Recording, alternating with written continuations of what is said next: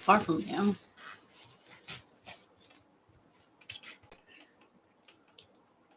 Hi, friends, and my name's Jose Eric, and this is my beloved girlfriend, Rachel. Mm-hmm.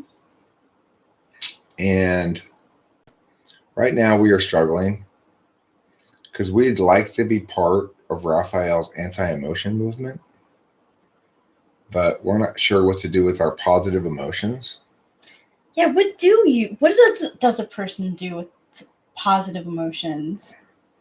Well, if I recall from the previous live stream, I believe the experiencing of emotions is choosing to make life all about pursuing pleasure,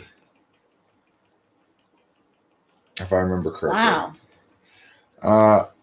I am here today as merely a disciple of the author of this movement, Rafael, who was trying to explain this morning how having emotions means being a slave in some capacity to your attachments. Mm-hmm. So I thought this might be a fun way to segue into the topic of attachment in general, FI, and whether or not it's good or bad or whatever. There are, in fact, a fair number of spiritual, normative, ethical traditions or whatever that will tell you that attachment is the problem. For example, Zen Buddhism, or even more Western manifestations such as Carlos Castaneda's drug books. They talk about this guru losing his son and saying, how remind you rescind your high. I think Rachel waved to you. I did. So I think that counted as a response. It's too late to rescind it now. It's been responded to. Winston's mom, I didn't even know about the first stream. We were just listening in the car. Can you Oh my gosh. explain how FI polar experiences FI, if at all? Well, we experience it as something that happens in the moment, but not a relevant factor in decision making. And it doesn't stick with us very long. So FI polar people are potentially quick to have emotions, but they're quick to get over emotions as well. It took a long time for me to hear and realize, emotions are physical things. They're physical phenomena, first and foremost. There's always an associated physical sensation in the body when you have an emotion. Yeah. I had to have people who understood FI better than me explain that to me. Sometimes FI pisses me off because I'd say, especially now that I'm on the right medication, that I'm a happy person. Yet, inside of me, I do feel the need to express the opposite emotion, whatever that may be. So I'm generally happy. So a lot of times, my body will be telling me, you know what? You need to fucking cry. And I'll be like, I'll literally be thinking this, why do I need to be sad right now? But it really, because if I don't cry, if I don't get those emotions out, I become frustrated instead and angry and edgy. And in this regard, I think it's typical for 6-7. People have a much more comfortable relationship actually with their polar than they do with their 6 slot function. So 6 slot. The nice thing about your polar is your inability to understand it outside of a real-time experience frame makes it such that that it's very hard. It's very hard to notice how it's negatively impacting you. Whereas in the 6 slot, you feel kind of adversarial towards it. Yeah, it is very adversarial. I tend to frame my own, and a lot of people do, tend to frame my own problems here with this channel, quote unquote, and its lack of success in terms of TE countervaluing. I tend to say that all the time. The reality is it's a failure of FI. I don't know what I want to do most clearly enough, you know? And it's actually quite a serious problem, one determines after a certain point. If you're ignoring NI and you have polar FI, how the hell are you supposed to know what you want to do? How are you supposed to ever know what the right course is? You're ignoring the singular best course.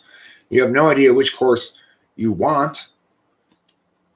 It's weird. But the thing is, having FI in real time means you typically know pretty well what you don't like, which things lead to bad experiences.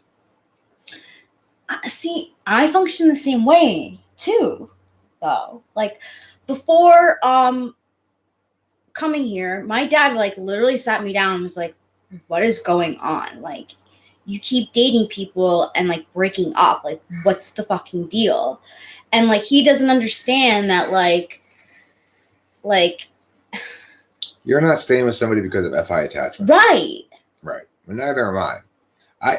And the thing is, Rachel also doesn't stay with someone because of SI attachments. No. Nor because of TE utility. So in other words, but in this particular instance, there's another reason for her to stay with me, which is that I validate against her standards for how she ought to be treated in a relationship vastly better than anybody else has ever validated before. So in that 100%. regard, on SI grounds, she has had enough experience of the range of possible closenesses that she's unlikely to do an ENFJ move and neglect to take that into consideration in the big picture, you know? So do you think that hinders? I think it's a good thing. Oh, okay. Me too. You know, I think ESFJ, the people who have polar knowledge functions are more likely to understand relationships as having shelf lives. If you're SI polar, then you don't really see time spent with somebody as an investment in a person. If you are NI polar, you don't see any relationship as being singularly better or irreplaceable or singularly desirable because you're any third and you just seek more change than one person typically affords. Now, a lot of ESFJs do end up staying in relationships for reasons not linking to cognitive, not linking to either NE or NI. You know, with enough FE pressure, you can get an ESFJ to do anything. Wait, Skygear, what are you talking about? So you're looking for a cup of noodles, but what country are you in? I have SE4 slot. I am aware of all the SE people use, how they clean their house. Notice the little details of life are in the here and now. I can only sustain that for so long. Immature, awkward. Yeah, well, Rachel was prompting earlier for me some talk about how old a given function is, you know? So if we think about your polar as being kind of first grade, maybe kindergarten. Kindergarten. You might say your fourth is like second grade or third grade.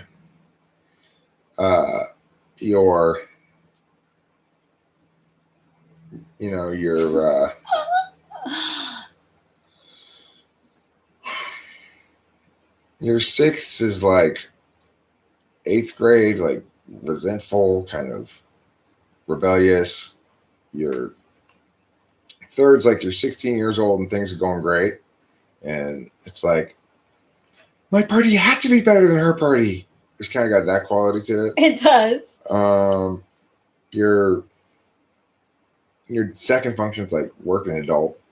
Your dominant function is, I guess, sage kind of level, and your eighth is hard to talk about in those terms. It's more like eighth is more like a college student. Everything's instrumental. Yeah, for some man, other purpose. exactly. Nothing's for its own reasons. Yo, I learned most of my SI from when I lived in college. Yes, at home, things were structured. Like, I had school from 9 to 3 every day.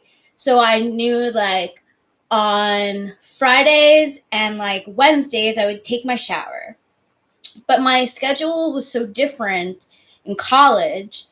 And I was like, oh, wow, I really have to, like, shift things.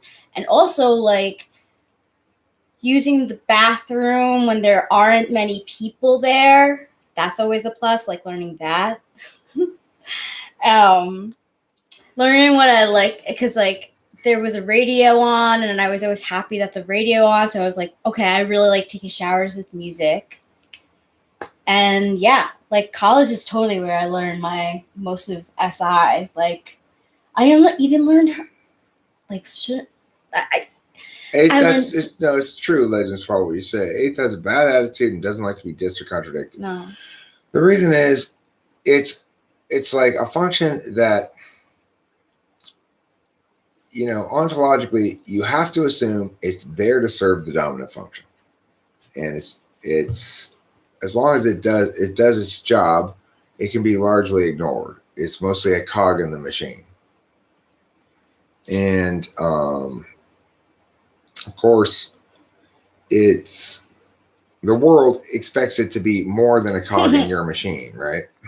But since it's always assumed by your dominant, it's not. And then you're subject to critique there. And you kind of, on the one hand, know you're subject to critique comparatively. On the other hand, you think, but I'm using it right.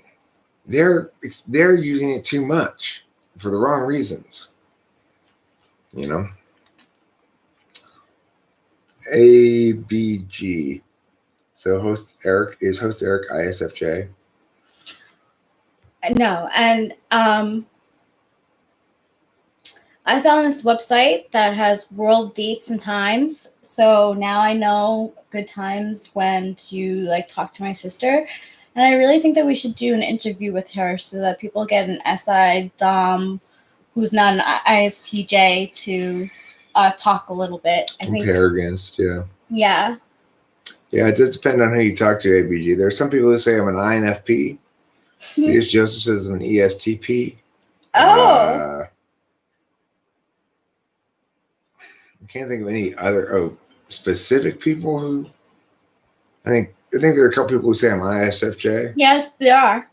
There are. Yeah. People have said you were INFJ too. INFJ? Yeah. I don't remember ever being like accused year. of being INFJ, but that's plausible. Which slot is the one that makes you almost cry if you were called upon to use it? Probably if you're called upon to use it in the moment, sort of on demand by other people, it's going to be your seventh is going to make you very uncomfortable, but your fourth will probably make you more frustrated in a kind of conscious way. Okay, so yeah. So, like, Voltologically, you're ISFJ though.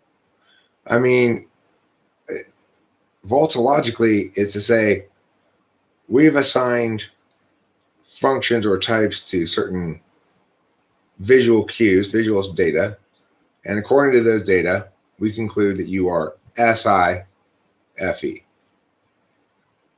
Okay, so that's what you're saying voltologically. What do I look like? I want to know.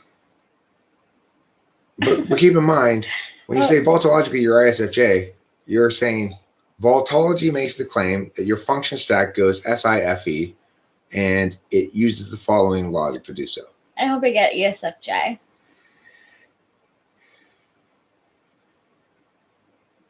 ABG, please don't leave me out. I'm here too.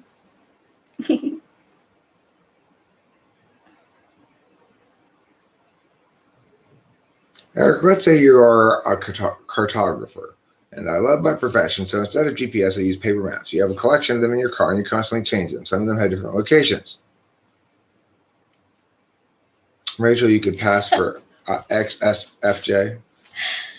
I mean, I don't know. We have to see what Voltology says about it. Yeah. ABG, what does Voltology say about Rachel? I want to. Yeah, Voltology. I want to know what I look like. I'm curious too.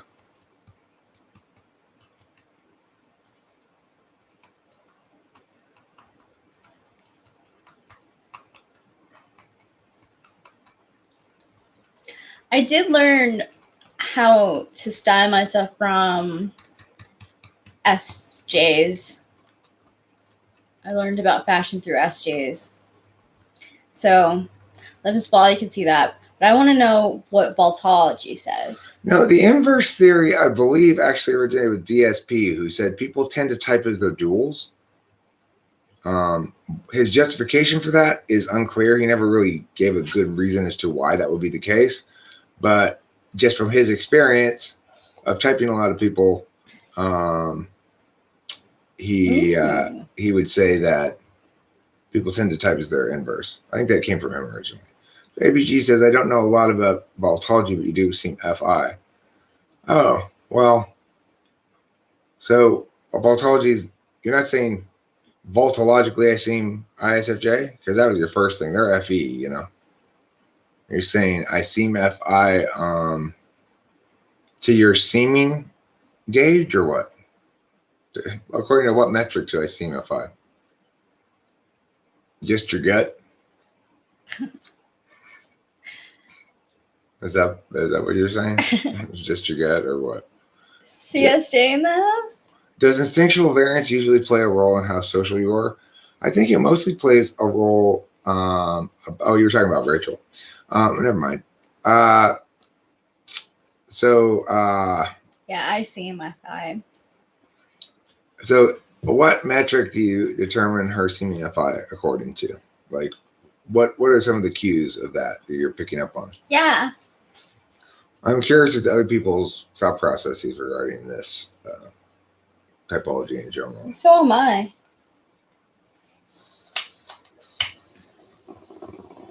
My subconscious is my dual. Well, I can absolutely say that I know for a fact when it comes to like Isfp, Infj as the same sex, it works well.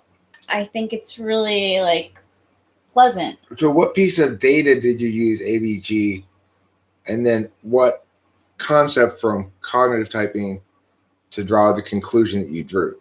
So if I were to say in cognitive typing, if meow happens, that's FI. Right. Then you'd say meow happened, and in cognitive typing, if meow happens, that's FI. Explain that part to me. Yeah, I'm interested as well. We want to know what the reasoning is, because might be useful pieces of reasoning for me to think of as well. Gerontius, we are both SX. We're both like, I don't even know what our subtype is. Hi, our Vision TV. We're so SX. Yeah, we're both SX. Which means, in my opinion, what it means is we see each other as part of a two-person team. Yeah, very much and so. Not as a couple subsumed by a group, nor as two individuals having a relationship with each other. Yeah. I think it's a reason why I'm able to express, well, also that and your FE, was it third slot FE? Yeah. Like, it's nice that I can give you compliments and stuff, and you just you take them. You're not like, oh, she's getting so attached.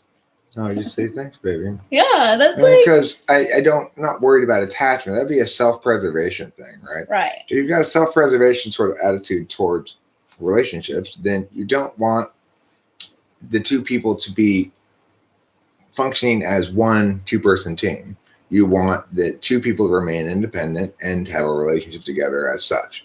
And there's nothing inherently wrong with that. I think two SP people should probably try to attain that kind of relationship. But two SX people want, everything combined. You're functioning as spouses, basically.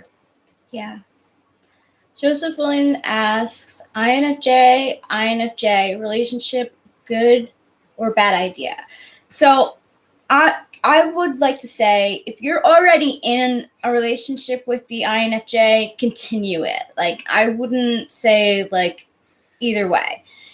If you are thinking of going into one, you might find that you have a lot in common and that it's, like, very friendly, but it doesn't go beyond that it doesn't really feel passionate. And that's because you guys have so much in common. There's no friction. I'm gonna spit. So I'm still waiting for ABG to explain the reasoning. He said he used cognitive typing, so I'm trying to figure out what the operationalized definition there is that he used to understand more about cognitive typing and his reasoning. But I'm still waiting for it. I can't understand why. It seemed to me like that would be the first thing you put out there, right? Would be the explanation rather than the conclusion. So, I hope you don't mind. I'm going to answer Jarentius's question about INFJ, ENTJ. Again, if you're in it, go through it. You're with that person for a reason. But in theory, it sucks. It's a supervisor-supervisee relationship. The INFJ is going to try to impress the ENTJ, and then ENTJ will be like completely unimpressed. And there's a power dynamic that makes it very lopsided. When the good times are good, they're really good, but they don't last long. And I, as an INFJ, felt like I could never rely on the ENTJ. I don't think INFJ relationship will work out very long because they're both looking for the other person to be the extrovert. To the extent the other person is willing to do so, it's going to be on an FE level, but nobody's going to be providing the actual sort of concrete content that they can work off of. Yeah. And it's just going to fall into sitting next to each other in silence. That's what I suspect for INFJ. What would be an example of FE pressure?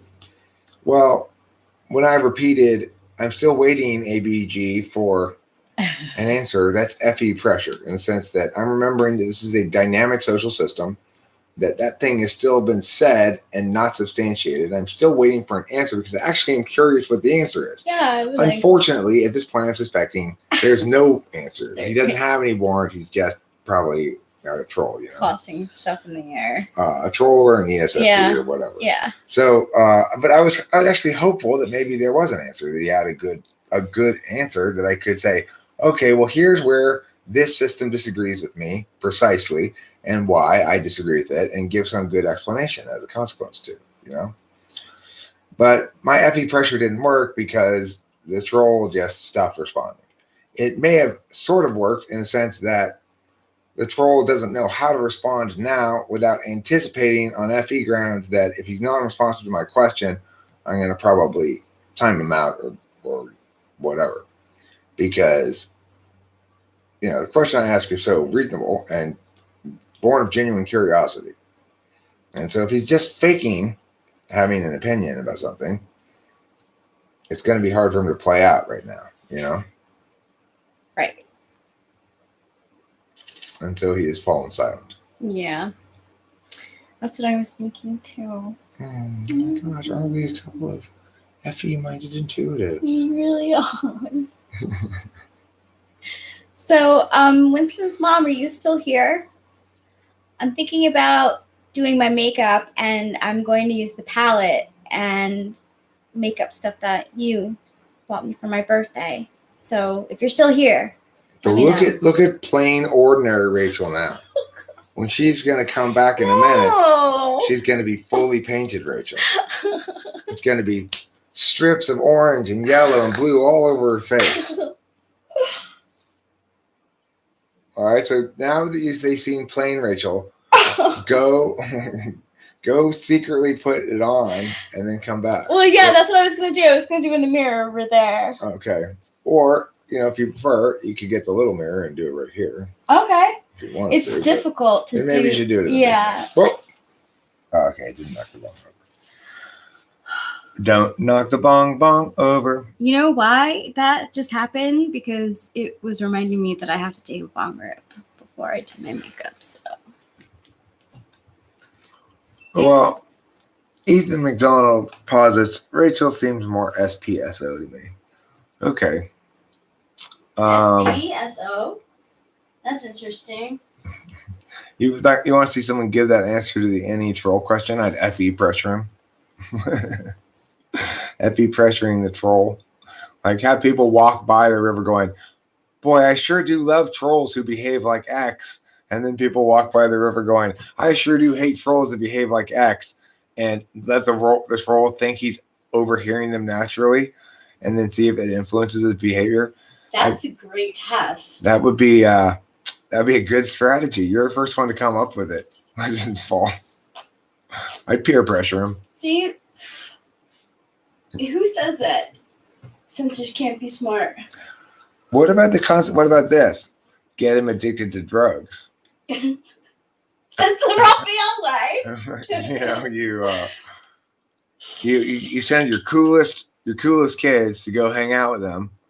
Start him off with a gateway drug like marijuana and work him up to shooting heroin. By the time he's hooked, then you got him. This is textbook. Textbook drugs 101. I thought it was really interesting. The guy I typed yesterday, Isfp, I'm pretty sure could be possibly an ISTJ, but I'm pretty sure ISFP.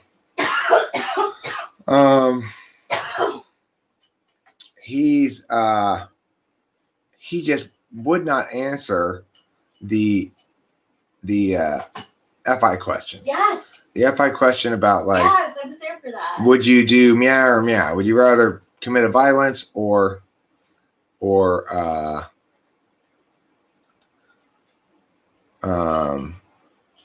okay, our Vision TV.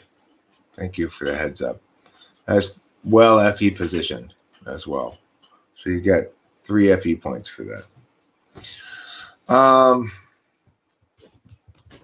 I mean, well, email anthrax. The fact is, intuitives are the ones who deep down know they're dumb and about most important things. And that's why they create all these artificial things like IQ to justify their own importance and puff up their chests and stuff, right? Because they feel inferior. They feel insecure. They feel like a persecuted minority at times, It's obvious that I'm not nearly as effective as my dad, for example, in life. He's created this very stable, structured life for himself that's been built on smart long-term planning. And that has been largely absent from my life. So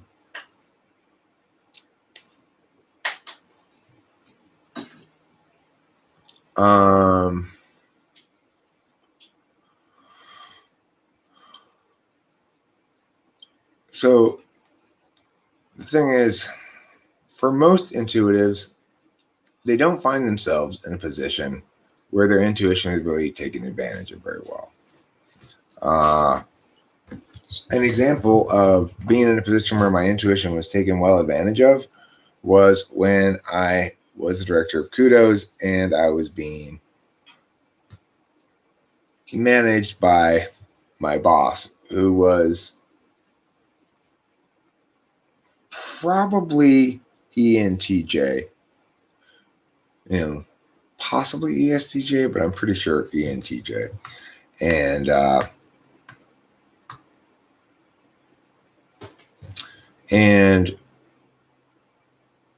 that was a good way to get effectiveness out of me. She knew how to get effectiveness out of me. I was incredibly effective at that job. But without some sort of management, that's why I think like meta-analysts need to listen to executives in general, because meta-analysts need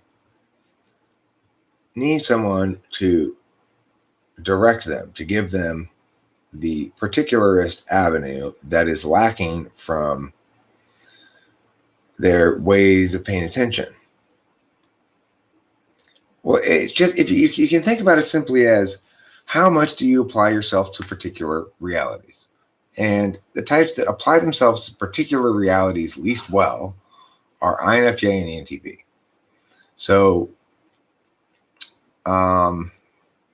what that means is we're always creating or knowing and countervaluing or ignoring what's important to us. You know, it's additionally the case that for INFJ, they have no conscious physical epistemology functions. So that means they have neither conscious FI nor conscious SI, which means their only link to the physical is through doing shit. This makes them much more like ENTPs who have 8th slot SE than it does like ESTPs who have dominant SE, for example. And I think it's why I think the contrast is too stark in terms of ability to engage the particular between ESTP and INFJ. I don't think it's really a sustainable relationship in the same way that I'm not sure ISFJ and ENTP is a sustainable relationship. I've heard plenty of ENTPs say that they were in a relationship with an ISFJ and it didn't last. So I don't know what to make of that. Right. No, email anthrax is exactly right. A sensor can easily exist without intuitives, but intuitives struggle without sensors.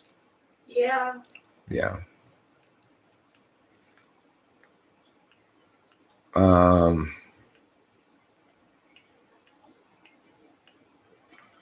Right, mirage types. Now, the thing about that Legends Fall is, in some sense, it enables your native ambitions and it limits the scope of your ambitions, both, to be with your mirage type. So because my native ambitions are metaphysical and that aligns so well with INFJ, then it boosts my native ambitions at the expense of breadth of other possible ambitions, which is not a bad thing for me at all. But the ones that it tends to exclude are the sensory ones. And often, I think both Rachel and I feel a need for, most of all, more sensory shit. So more SI or more SE, because we spend a lot of time here in metaphysical town.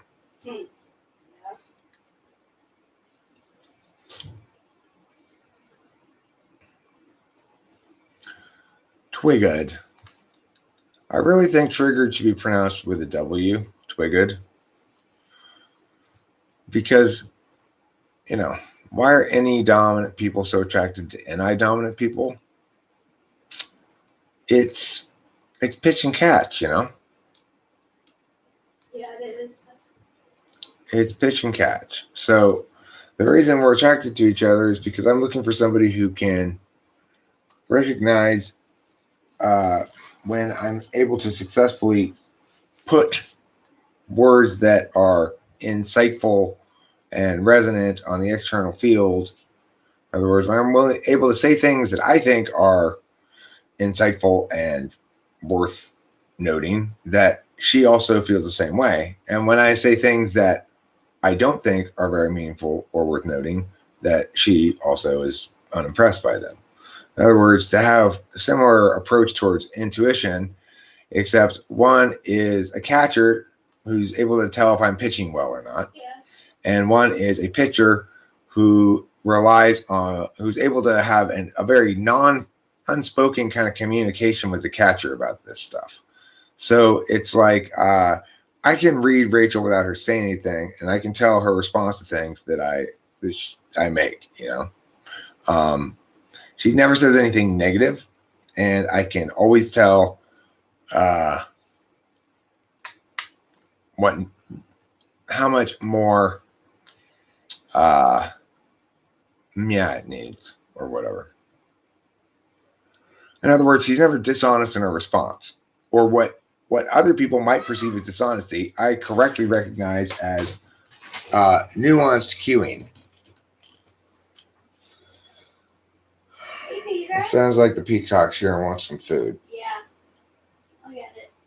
Can I come on with you one day, Eric? Hopefully it goes better than before. I don't know how it went before. You want to come on right now? That's what I was going to ask.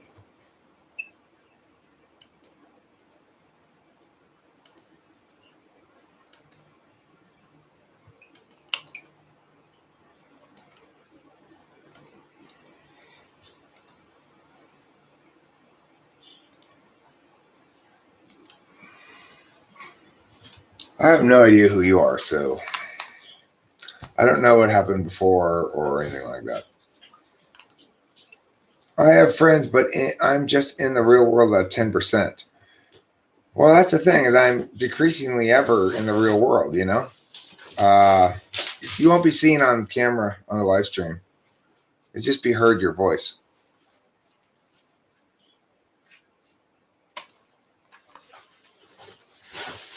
I don't have it set up so I can show you anyway. Brown recluses are worse than black widows. I've heard that as well, Karma's Pimp. My old friend Corey, his sister got bit by a brown recluse when she was a kid, and I guess was hospitalized for some time. Quite a dangerous spider, apparently. She almost died. So the moral of the story is don't get bitten by a brown recluse spider. If you're taking notes, please write that one down. Brown recluse equals no. Don't put it in your mouth. See what happens. If you're in the habit of doing that, this is not the spider to try it on. What types are drawn to NTJs?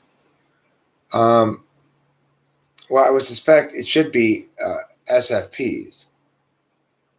So INTJs and probably ENFPs, though. ENTJs, I think, ISFPs. Well, I explained this actually to an ISFP yesterday.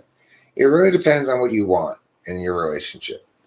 If you want your partner to balance you out and make you a more rounded version of yourself, then for ISFP, they should be with ENTJ. But if ISFP wants a partner that's more in line with their values and is more going to be a more pleasant experience and be more boosting to who they are, then they want to be with ENFJ probably. Where do you meet an ENTP girl? There are not very many of them.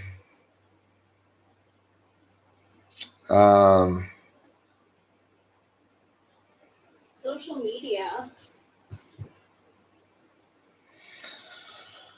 There are not a lot of them.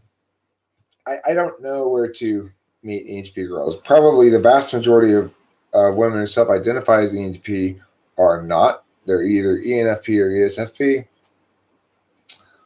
We seem to be rarer than is generally articulated. Yeah, they're rare.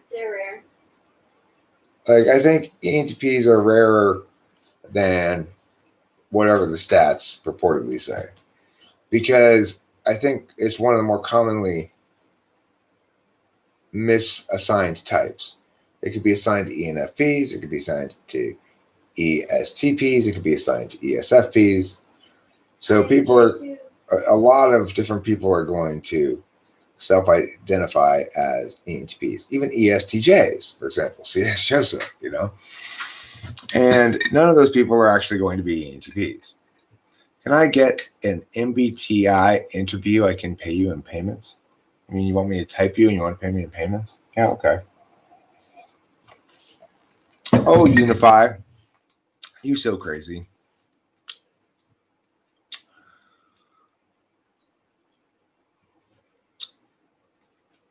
Well, I mean, that's the thing.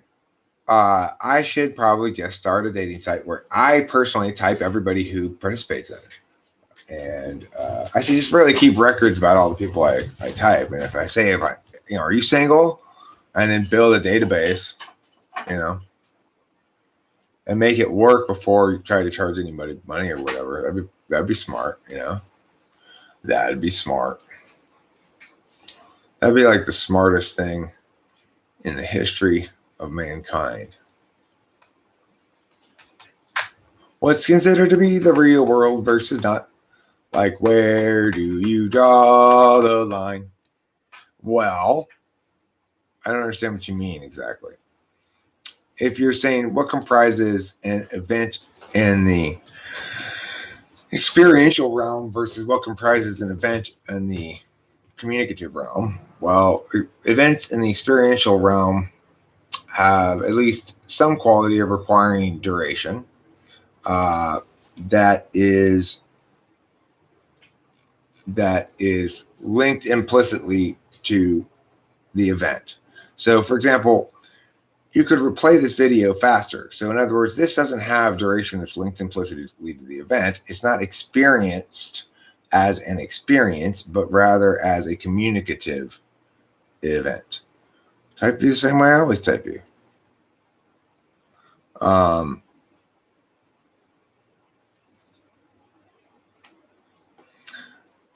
Yeah, I think I'm SXSO as well. Rachel and I have a lot of things in common.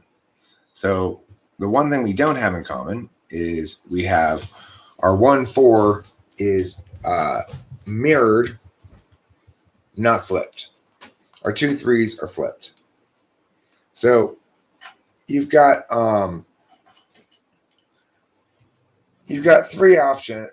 options of statuses for the function relationship between two people, and that is same, flipped, mirrored, and mirrored and flipped. So if it's the same, it would be like ENFP and ENTP would have same and then mirrored and flipped. Okay, so that's ENTP, ENFP. INFJ, ENTP goes mirrored, flipped. Because our 1s and 4s are mirrored, our 2-3s are flipped. So you can describe an intertype relation in those terms. And then there are how exactly the mirrored flip thing plays out also depends somewhat on whether your dominant function is communicative or experiential, because that's going to kind of set your frame of reference for the rest of your functions. Do you want the door open or closed? I didn't. Do you want it closed? No. Why do people who type others say that other people who type people are mistyped? Who should you trust then? Well, Natoni Wapaddles, the answer is you should trust me. And the reason is because I can articulate a model that makes sense, that is argumentationally sound, withstands scrutiny, and conforms to existing understandings of how to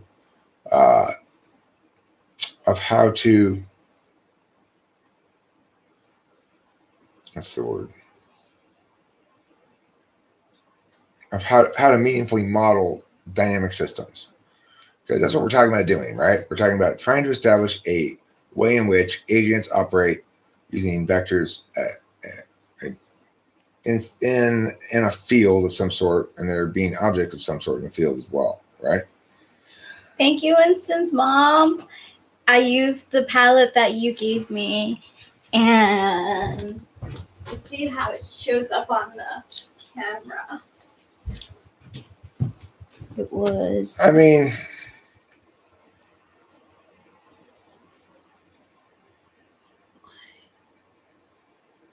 Who's this one? it would work as well as the amount of consistent effort I put into it, right? That's how well it would work. That's the problem with all these ideas is ideas work as well as the amount of consistent effort you put in towards them. And that's, and then that's just the reality of it. Okay, so who takes the taper then? Well, I mean, the thing is, if you're talking to somebody who types people successfully and well, in other words, if you're talking to me, there's a number of things that I provide you as reasons to think that I'm not just full of shit. Number one, you can watch lots and lots of my typing sessions. Number two, you can, and often people do, ask questions about why I link this to this function or whatever, or just to justify to them why. I'll type you in a minute, okay? Argus Fox, let's start at 3:00, okay? I'll meet you in autonomy at 3:00. Winston's mom, I highly recommend their neutral palettes, and depending if you're a warm or cool colored person, you can tell by your vein color. So if you look at your veins and they're green, you are more warm. If you look at them and they're mostly blue, then you're cool. If it's a mix in between, then you're neutral. And I would get the first palette if you're warm shaded, and the naked palette 2 if you're cooler, on the cooler side. But I find that the first palette, the first naked palette by Urban Decay, was really good for a lot of people. So, I mean, for example, if you look at this YouTube live stream thing, I don't know what it looks like on your end, but for me, there are these various fields. One field is the live chat field, and it operates according to its own rules, which is to say you and I can both type words into there, and they appear in this succession of words. The other field is the visual field, in which I could make gestures or hold up signs that convey meaning or otherwise do something to engage you. The third field is the audio field, which is where I do most of my work, which is to say saying words. A fourth field would include this little thing up the top that says live 4809 and 23 people, 3 likes, and this kind of stuff up here, this data providing field. So this is like a subfield within the larger field of the screen of us sitting here, right? There's additionally this kind of, I guess you call it header footer thing around it. Those two also comprise fields, and different things within those fields are objects. So there's the object that measures how loud my mic is by showing me green dots going up and down. That's an object that's dynamic, right? It's, in other words, it's a ongoing process. It's not just sitting there doing nothing. There's an object next to it that's static. It's a microphone that it either shows you that the microphone is working, or it only has 2 statuses. So it's static and binary, right? It doesn't adjust on the fly to what you're doing until you change its status on purpose. Next to it, there's this arrow thing that I've never pushed. I don't even know what it does. But it does something. It's another static object. Another static object next to it is in stream. It's a button, So,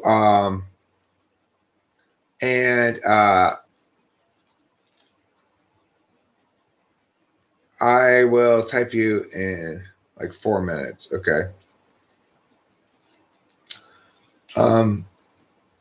Oh, you want to type it live?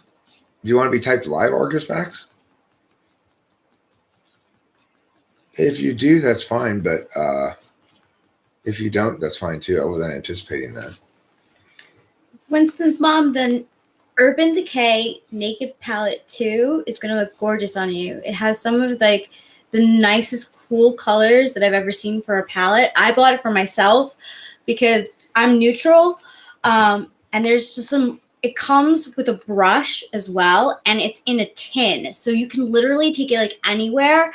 And like mine I've had since 2012, and it was dinged up, and the shades stayed packed, if you know what I mean.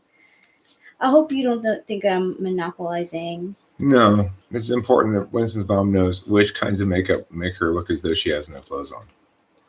Yeah. That's why they're called naked. Yeah. Okay. We are going to wrap this up. However, I'll have to start a new stream. I'm going to wrap this up. I'm going to start a new stream, live typing of Argus Facts. Argus Facts, can we push this back 15 minutes to 3:15 so I can get set up a little bit? I got a card for you, Fajukuyuk. You got the Eight of Cups, Journeying to the Unknown. Eight of Cups. And Winston's mom, it's Urban Decay, Naked Palette 2. Naked Palette 2. Cool. Since we're doing this live, you don't have to pay me anything, Argus Facts. Okay? All right, I'll see you at 3:15. You're welcome, Fajukuyuk.